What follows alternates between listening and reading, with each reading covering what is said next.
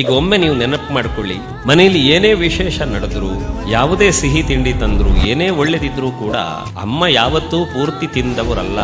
ಆದ್ರೆ ತುಂಬಾ ವರ್ಷಗಳ ಹಿಂದೆ ಮನೆಯಲ್ಲಿ ಕಾರ್ಯಕ್ರಮ ಆಗಬೇಕಿದ್ರೆ ಲಾಡು ಹಂಚ್ತಾ ಬರ್ತಾರೆ. ಆವಾಗ ನಮ್ಮ ಅಜ್ಜಿ ನಮ್ಮ ಅಮ್ಮ ಎಲ್ಲ ಏನ್ ಮಾಡ್ತಾರೆ ಅಂದ್ರೆ, ಆ ಲಾಡು ಎಲ್ಲೋ ಸಿಕ್ಕ ಬಾಳೆ ಎಲೆ, ಎಲ್ಲೋ ಸಿಕ್ಕ ಪೇಪರ್, ಯಾವುದೂ ಸಿಗದೆ ಇದ್ರೆ ಸೆರಗಿನ ತುದಿಯಲ್ಲಿ ಅದನ್ನು ಕಟ್ಕೊಂಡು ಬಂದು ಮನೆಗೆ ಬಂದು ಈ ಬೂಂದಿ ಲಾಡನ್ನ 4 ಕಾಳನ್ನು ಮನೆಯಲ್ಲಿದ್ದ ಎಲ್ಲರಿಗೆ ಕೊಟ್ಟು ನಾವು ತಿಂದು ಖುಷಿ ಪಡೋದನ್ನು ನೋಡಿ ಅವ್ರು ನಗುತ್ತಿದ್ರು ಮಕ್ಕಳೇ. ಹಾಗಾಗಿ ನಿಮ್ಮ ಕೈಯಲ್ಲಿರುವ ಸ್ವೀಟು ನೀವು ಅಮ್ಮನಿಗೆ ಕೊಟ್ಟರೆ, ನೀವು ಅಮ್ಮನಿಗೆ ಕೊಡುವುದಲ್ಲ, ಇಷ್ಟು ದಿನ ಸಿಹಿಯಾದ ಬದುಕನ್ನು ನಿಮ್ಮಪ್ಪ ನಿಮ್ಮ ಅಮ್ಮ ಅವರು ಕಷ್ಟಪಟ್ಟು ಬೆವರು ಸುರಿಸಿ ನಿಮ್ಗೆ ಕೊಟ್ಟಿದ್ದಾರಲ್ಲ, ಅದಕ್ಕಿದು ಕೃತಜ್ಞತೆ ಅಷ್ಟೇ. ಹಾಗಂತ ನೀವಿವತ್ತು ಇಲ್ಲಿ ಆಡ ತಿನ್ನಿಸಿದ್ರು ನಿಮ್ಮ ಅಮ್ಮ ಪೂರ್ತಿ ತಿನ್ನೋದಿಲ್ಲ, ನೆನಪಿಟ್ಟುಕೊಳ್ಳಿಕ್ಕೆ ಗೊತ್ತಿದೆ ನಮಗೆ. ನೀವು ಬಾಯಿಗಿಡ್ಲಿಕ್ಕೆ ಹೋದರೆ ಮೊದಲು ಕೈ ಹಿಡಿದು ಚೂರು ತಿಂದು ಉಳಿದ ನಿಮ್ಮ ಬಾಯಿ ಕೊಡ್ತಾರ ಅವ್ರು, ನಮ್ಗೆ ಗೊತ್ತಿದೆ. ತಾಯಿ ಮನಸ್ಸು ಅಂದರೆ ಹಾಗೆ.